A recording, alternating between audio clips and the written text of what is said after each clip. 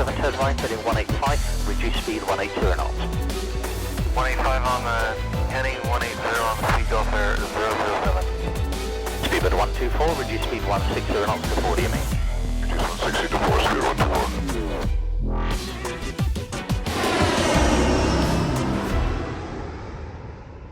Hi there guys, Matt here, hope you're all well, and long time no speak.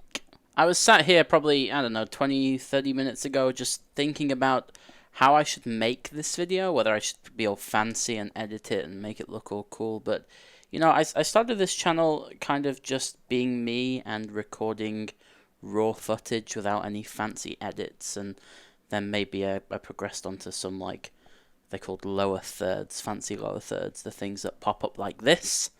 And, you know, but still the actual footage itself is just in its entirety, is just raw, and it's me commentating over it. And I feel that sometimes you can just get a little bit too ahead of yourself, and you kind of miss the point of what you do best, which for me is just sitting here and essentially talking to myself, which then translates to you guys. So it's been about, I don't even know, I've lost track. I made a video on PTA, but that was kind of a self-promotional video. But an actual proper video, it has been some time, I want to say probably about half a year now. It's not something I'm coming on here to apologize for. I needed the break. I needed to just chill out, take a step back.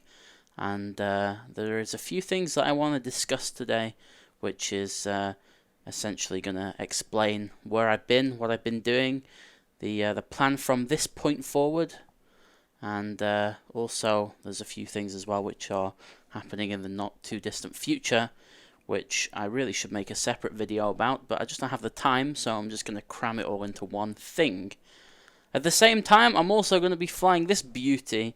This is, well, we're in X-Plane 11 for a start. X-Plane, you know, I used to do X-Plane videos all the time, and then I had this problem with my recording software, and it completely screwed over any possibility of recording X-Plane content. But now, with X-Plane 11, which is what we're sat in, as you see, and OBS, which is what I'm using to record, I can flawlessly record multi-channel audio, 60 FPS, 1440p. It's absolutely glorious. This has been available to me probably for about, I don't know, 3 or 4 months, but I just haven't had time to utilize it. You might recognize the plane, November 8090901, a YouTuber by the name of Mr. Aviation 101. He flies this out of Texas, and Cessna Rocks is the guy that painted this. He's an X-Plane enthusiast slash livery connoisseur. He has a website which I'll link below if you want to grab yourself this livery and maybe one of his other ones. He does a lot of Cessna stuff. He does a lot of X-Plane just in general. He's not a P3D or an FSX convert just yet, but for X-Plane he does a pretty damn good job, as you can see. As far as where we are on the ground here at Palm Springs. You can see all the mountains, which are kind of what you would expect here at Palm Springs. This is the Mr. X scenery, which is freeware, I think. Yeah, I think it is freeware. He does have some payware stuff, but this one is definitely freeware, and it is absolutely fantastic. I see Mr. X as like the FS Dream Team slash Flight Beam of X-Plane. His attention to detail is definitely second to none, and he does a very good job of it. Anyway, enough of bigging everybody up. The whole point of this video is kind of an update, and just to kind of get back into it and explain a little bit of everything, really. So we'll jump in this thing, and we'll start it up. I'm using something called REP, which is kind of like, if you've used the A2A Cessna 172 and you know that it has like the built-in failures and the flight model changes if you do things, and you can break stuff and etc, etc, etc. It's kind of like that. You have to treat it like a real plane, not just as if you're in a game dicking around. You really have to treat it with some love and some care. Otherwise, it will bite you back, and it will bite you back hard. If you see on the left here, there's a bunch of menus. It has a knee board, which has, you know, the normal operating procedures, emergency procedures, references, you know, for whatever you need. I could go through this, and I probably probably even will make an entire new video on this. But if you see me using this menu at all, that's where it's coming from. At the moment, we have, what, 2 minutes in the aircraft? Like, whatevs. I've not actually flown this one. I have flown a different registration, but this is the first time in this. So yeah, all of the stuff you see, some people will probably be asking, oh, how do you do this, or how do you do this? I promise you I'll make a video on it eventually, but for now I just wanted to use this as kind of a placeholder in the background to be able to just fly around and just chat to you at the same time. Because I find it incredibly boring just sitting here with like a black screen or that weird orange transition thing that I used. And talking over it. I think there's far more production value to be had in something like this. So we shall, hopefully, he says, go towards the aircraft. There we go. We can actually walk in X-plane as opposed to, well, I suppose you can in P3D, but you have to use something like chase plane or easy dock. But yeah, this is just default X-plane cameras, which is nice. Normally, if you hold shift, you can go a bit faster. There we go. So we'll jump in, and because this has like wall collision, if you go around this way and then try and get in, you can't. It's like, oh well, you can if you bug it, but if you go like straight at it, you can't. You actually got to go around the door. Now we could spend hours like going around this and doing a full like flight control, not flight control, pre-flight check, and you can test the oil, you can like move the ailerons and twiddle the flaps and whatever. I'm not going to do that. I just want to fly it and talk. So we will shut the door. We are comfortably in position, and we will attempt to start this up. So parking brake can be pulled on. I'll keep the yokes hidden for the moment because it's like, I don't know. I feel in real life you're okay. Because, I mean, you can't hide the yokes in real life, but in real life you've got your hands. You can just sort of, you know, reach out and it's fine. But in the sim, unless you're using something like a Track IR, or my favorite thing to use in X-plane at the moment is an Oculus Rift, but I can't record that very well. You're really stuck because your mouse can't get all of the banks of lights behind here and stuff like that. So I keep it hidden. So first things first, we'll put the master on, and we will make sure that the fuel shutoff valve is in, and we will leave this in the middle. Actually, I'll turn that to the left. I will flick the nav light on and the beacon light on. Do I have... See, I've got a new joystick set up, so I have a mixture lever on something, but I don't know which one it is. So for now, I'm just going to do it with the mouse. So let's see. Fuel pump with the mixture in, of course, on, and you'll see the fuel flow here, just little trickles of it, which is fine. And we can turn that back off if it would let me. Let's bring that out a bit. Bit of throttle, and I flooded the engine. I knew I did that too much. This is my life right now. I don't fly enough to remember how to do things, but I do remember how to fix a flooded engine, so I'll just spin it without any mixture, let it start up. Are we in? Are we in? There we go. This is a problem without having proper controls. You have to like quickly switch between clicking. Normally you'd have your hand on this and it would be fine. But anyway, we started it up. That's fine. We can pull this out. We can lean for the taxi. Let's just move the... Oh, that's too much. That's about right there. We'll turn the avionics on. Pitot heat can go on. Taxi light.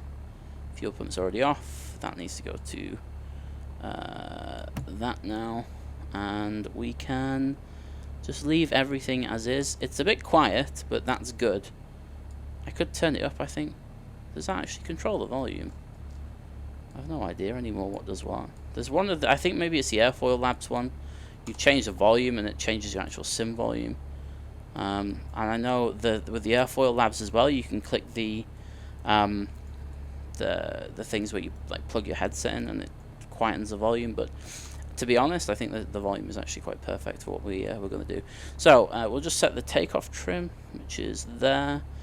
I ain't going to do any run-up or anything like that. It's if it breaks on us, then we just land and we get on with life. It's really not that big of a deal. Let's just have a look out the wing. You can see the control surfaces are working as they should. And we are pretty much ready to taxi out. I have real world weather on, but in Palm Springs right now it's like, what? I don't know, -8, so 5 a.m., something like that.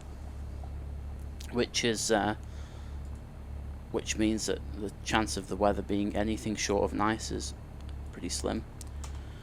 So we'll taxi out to one of the westerly facing runways. I think it's 30, so northwesterly facing runway, and then we'll just depart and yeah, get on with it. So on the way out, YouTube, what's happening and where have you been?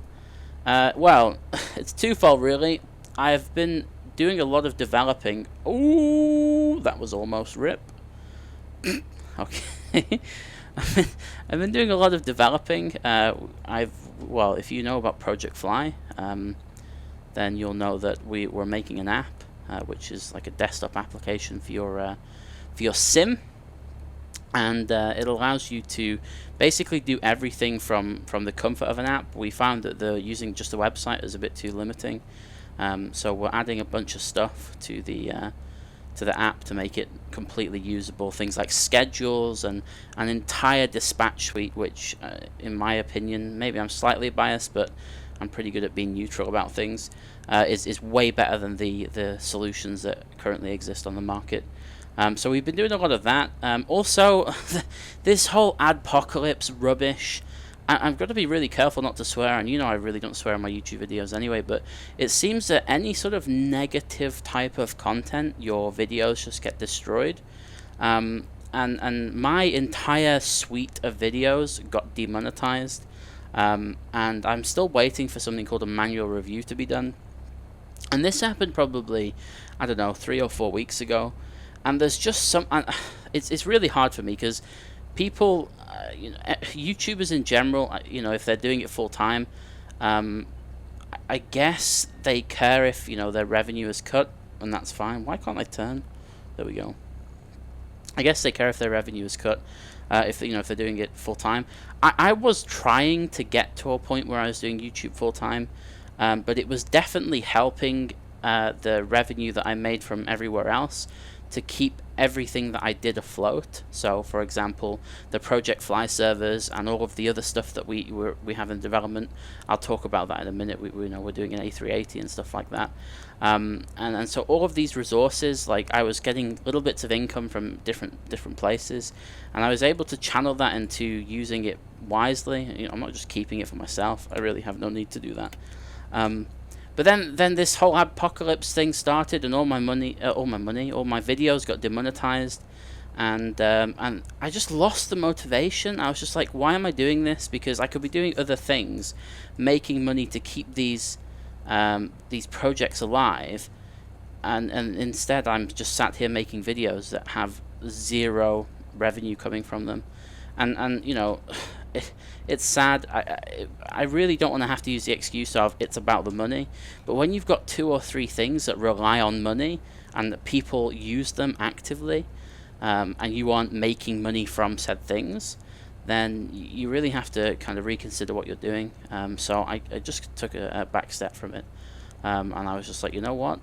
Apparently the engine's is fouling, but that's fine.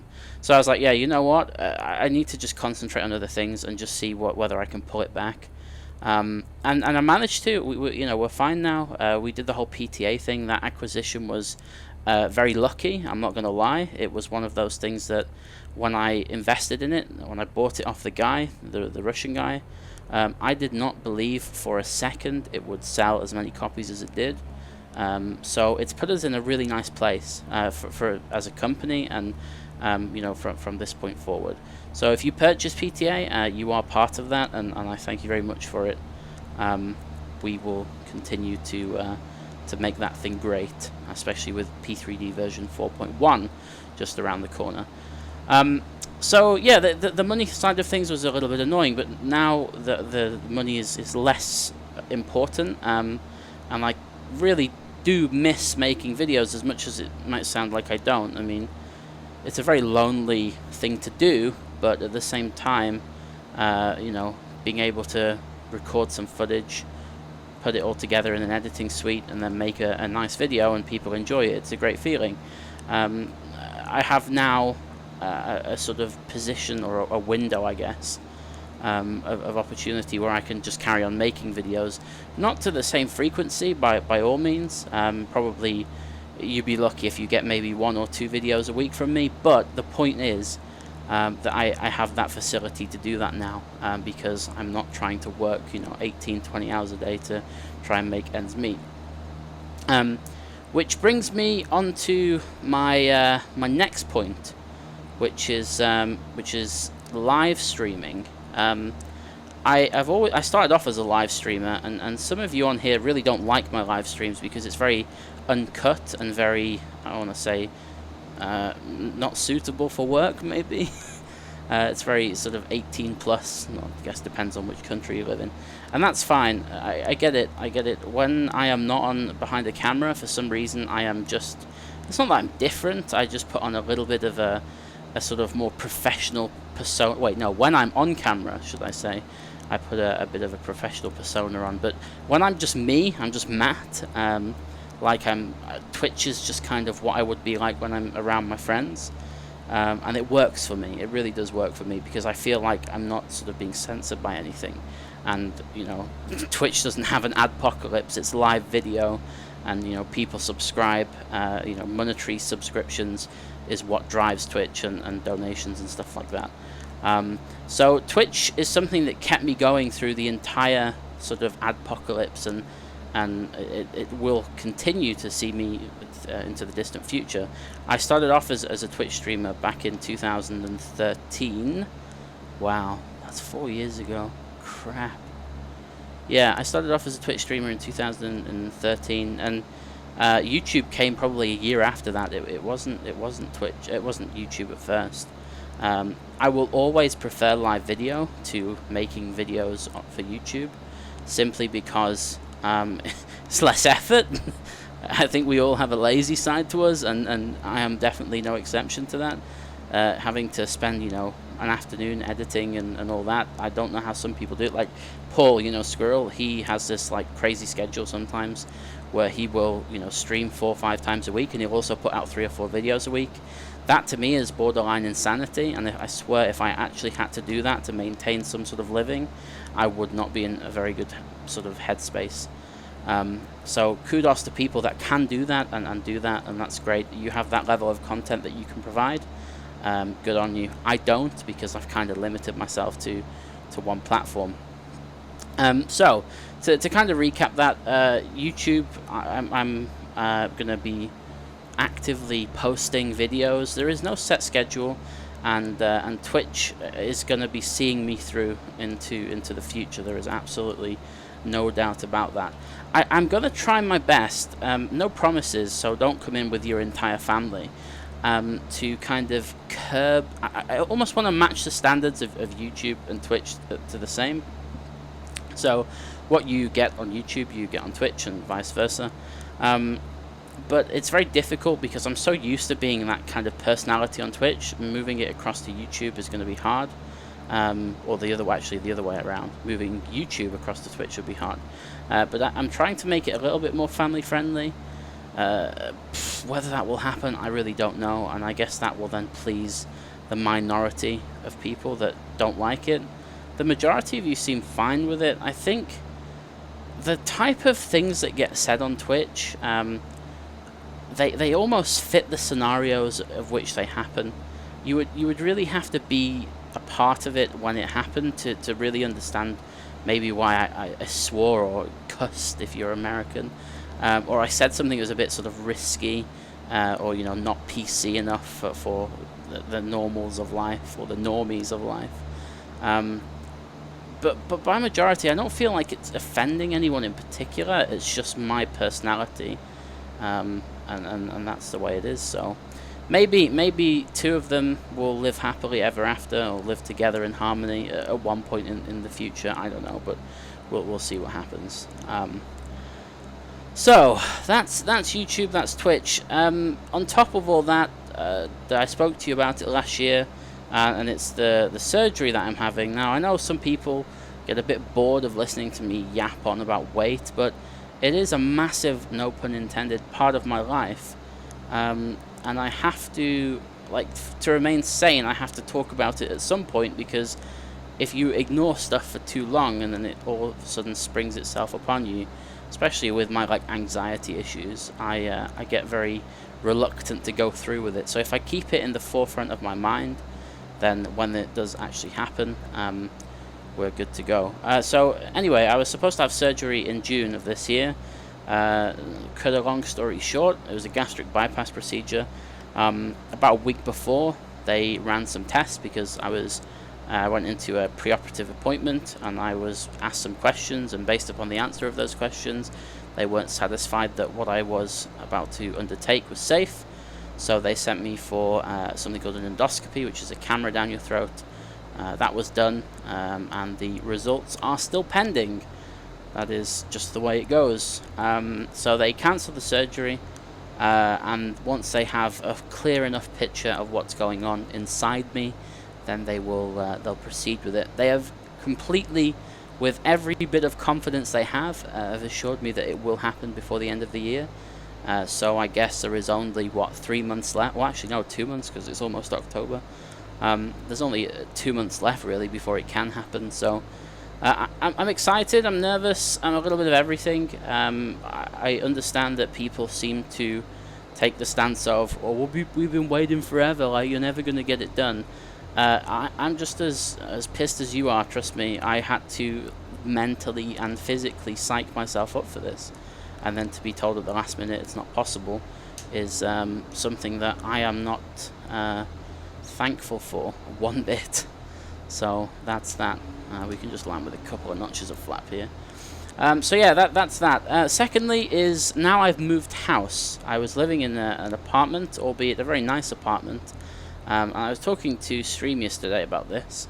I didn't realize how much living in a confined apartment affected my ability to make content. You really think that, like, you think, oh, an apartment is nice and cozy, like there's nothing wrong, that's fine. But when the walls are so thin, you're trying to make a video like I'm making right now, and everybody can hear. And you know, my neighbors were the nosiest people at the best of times.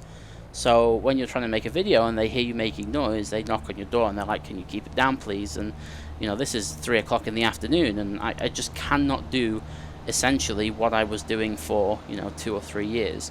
I've moved out of that now. I'm long gone. Actually no, I'm 2 weeks out of that. I now live in a nice big detached house, moving on up in the world. With nice decent garden, garage, driveway or garage, 3 bedrooms, 3 bathrooms. I have my own office. I live on my own. It means I can, as and when I please, do what I want, which is why I'm sat here at 11 in the morning making this video and talking at any real volume I like. I could scream and shout right now and no one would care. So that's another reason why this whole content kickstart will be a success. I can just get up at 3 in the morning if I fancy it and make a video of, you know, a long haul or whatever. There is no issue with that anymore. And I honestly did not realize that moving into that place would have had such a negative effect. It also had a negative effect on my Twitch streaming as well, because my Twitch streaming was I could only go to maybe 9-10 p.m.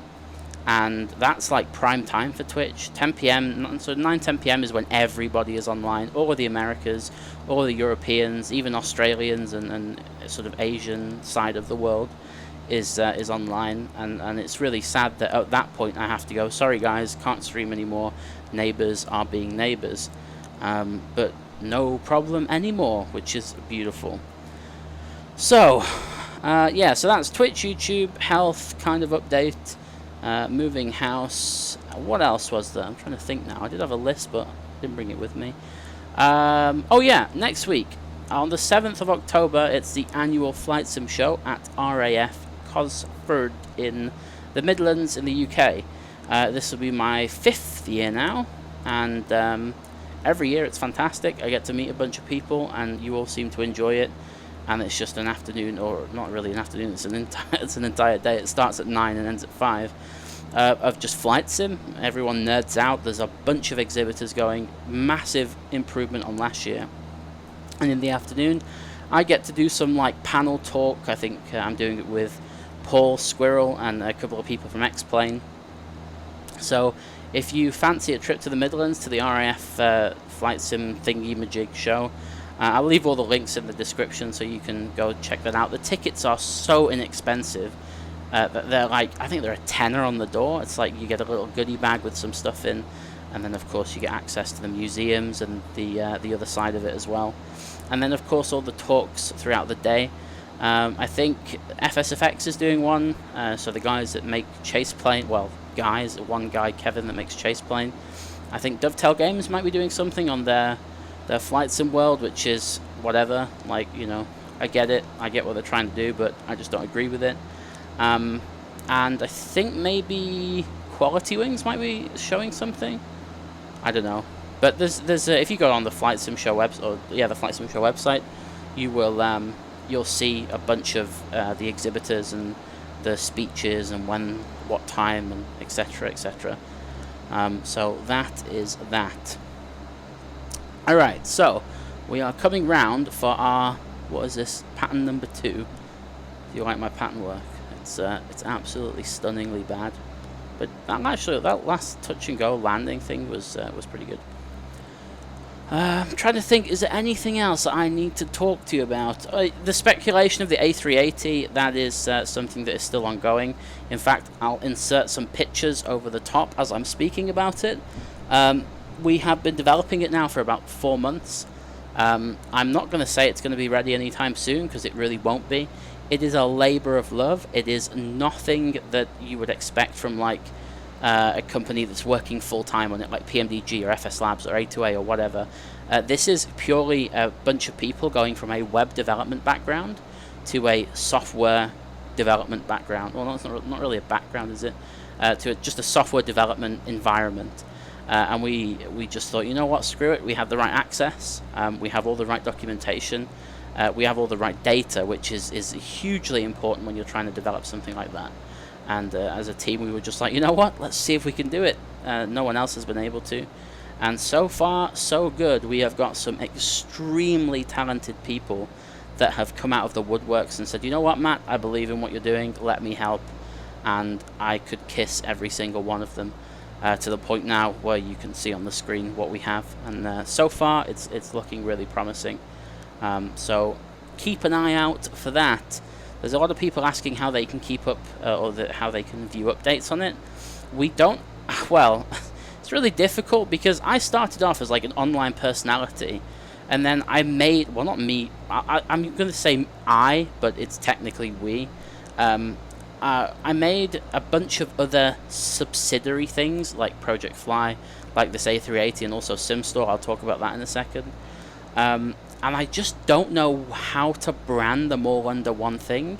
I don't know if they're better being separate, so if you want to view individual project updates you can, or maybe I should just put it all under one roof and just have it there. We actually operate under a company called Meta Simulations. The kind of logic behind that is, in Twitch, for some reason, instead of people calling me Matt, everyone calls me Met, M-E-T-T. And of course, a weather forecast for an airport is a METAR, but it's only got one T. So we kind of put 2 and 2 together, and now we have METAR. So METAR Simulations Limited Company in the UK is what we operate under. So I may just make some sort of... well, I already have a Facebook and stuff, but it's all private. I didn't really know if I wanted to do it and put everything else under that. But if you have any ideas of how to brand it, well, any ideas in general of anything, then just feel free to stick them in the comments, because my creative flair is bleeding very slowly, and I guess other people's input is always appreciated. Speaking of other people's input being appreciated, very soon we are going to be starting to properly develop an application called Simstall. Now, it's really difficult to explain what this is, but for those of you that use Steam, the Steam platform for your games, it's like that, but specifically for sim users, more specifically flight sim users, although we may expand it into like the trucking and train, sim worlds in the coming years probably. But we are just the idea stemmed from probably about a year ago now when it was on the cards. You know, we have all of these add-ons and everything has a serial number and an email associated with it, and you know, if you reinstall P3D or X-Plane or whatever, you have to go and you have to find the installer, you have to download it, then you have to come back, you have to paste the serial in, you then have to check it's installed properly, add it to the scenery library, yada yada yada. Okay, we have the technology to be able to do all of that for you, and I say we. It came from when I did a bit of contract work earlier this year for Orbex, and myself and Ben were the guys responsible for bringing Orbex Direct, which is the the e-commerce platform with the app, the desktop app, to the market. Me and him hand in hand made that possible. Now, him more than me, but still the point is the same.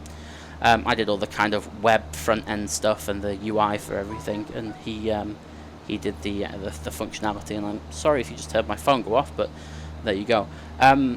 So yeah, we already have that technology where we understand how to manipulate the sim, we understand how to get things to install into the sim, and order things properly and back things up, and everything you could possibly want from your sim or to manage your sim. We also have e-commerce experience, which means that we are going to be making this platform called Simstall, and Simstall will be essentially a way to buy and manage your add-ons solely through one application, one-click installs, similar to how FTX Central works, but with about 9 million more features. So that's going to be happening over the course of probably the next 6 to 8 months, and we will be inviting people in waves to join the closed beta. Initially we're going to start with a bunch of freeware stuff. So basically it's going to be like the AvSim library. I have a bunch of people that are friends of mine that do produce freeware quality stuff and host it on AvSim or their own websites. We're going to use their stuff as an example, and then I have some contacts that are developers. We're then going to use their stuff in it as well. So if you fancy kind of QCing that, quality controlling, testing it, giving your feedback, giving your suggestions, your ideas, I will leave a link below the video to a form that you can fill out, and then should we require your assistance, we'll get in touch. But I do feel like I've spoken with a few developers from kind of the development side of things, not from the consumer side of things. And what we are offering is essentially unrivaled. Really low commission rates, less than 10% for your products, because of the way we do the infrastructure and the contacts that we have in the bandwidth industry.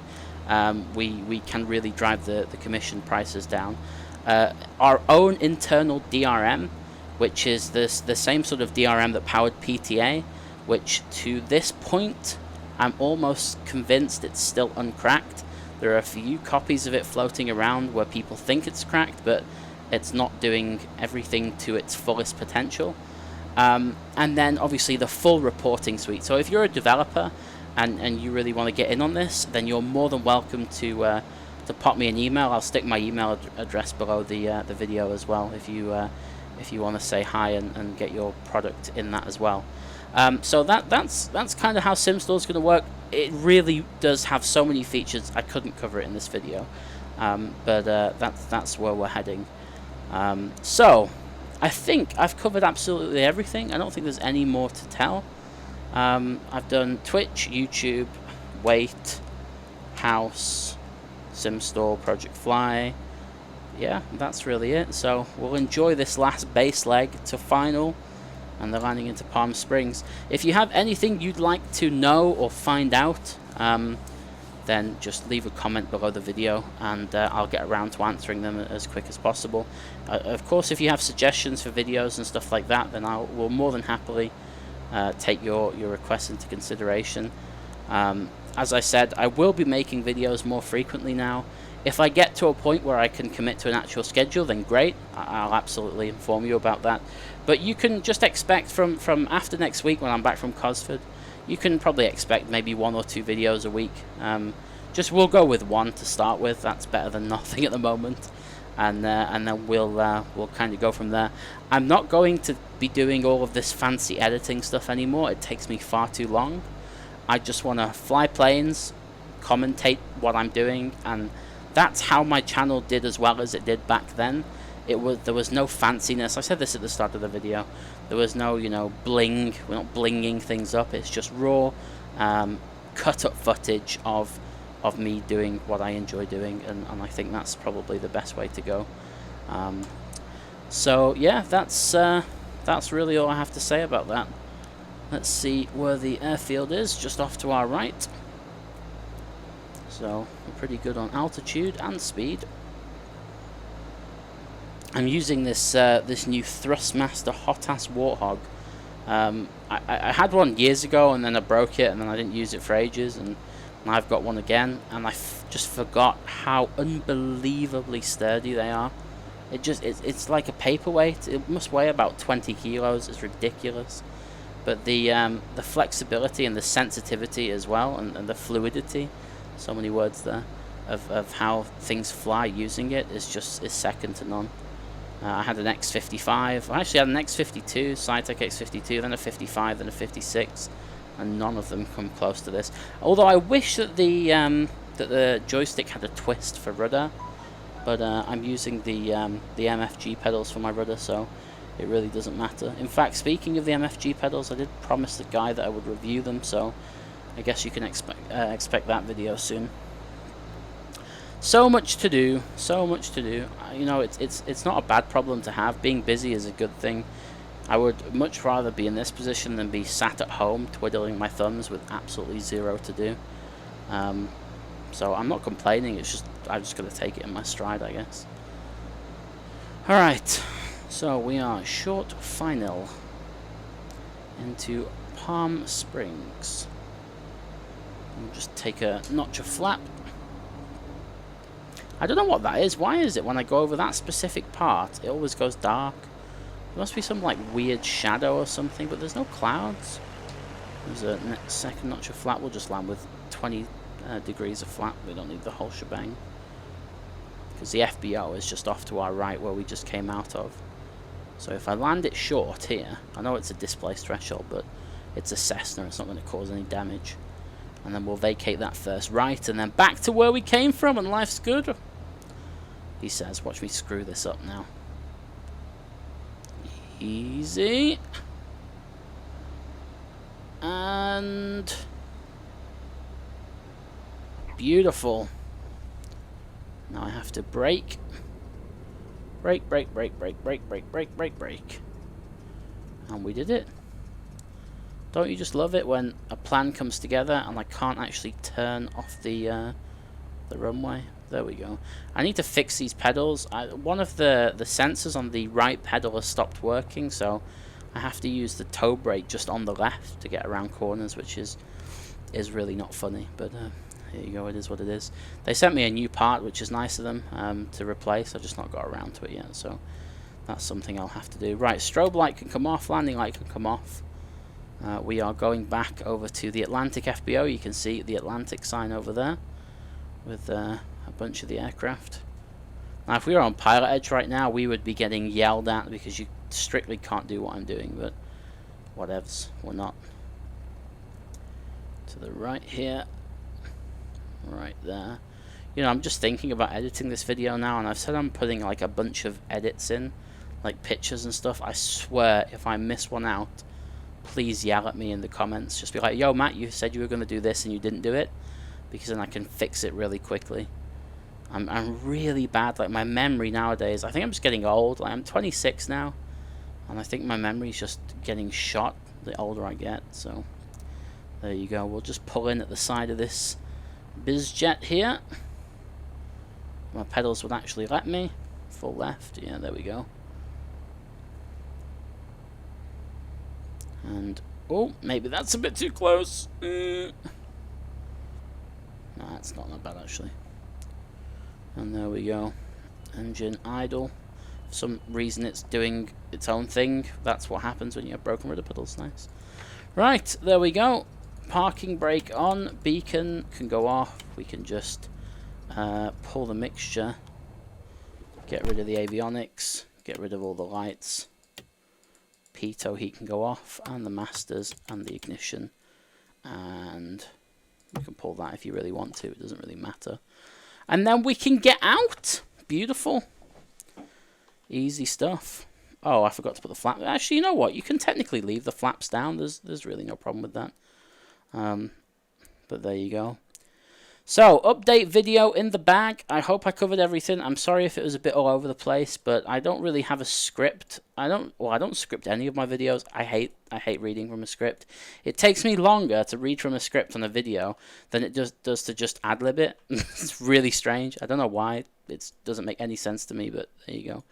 But yeah, if you need anything, comments below. I'm on Twitter more than Facebook. It's just at MattDavisHD. The links will be in the description. Until the next one, which will now be after Cosford. So Cosford is next weekend, so the 7th of October. I'll try to get a video out for the week after that, so commencing the 9th of October. Alright, that's everything. Thank you for your continued support. I guess it's good to be back. Maybe, we'll see. And until next week, take care, and I'll see you later. Ta-ra for now.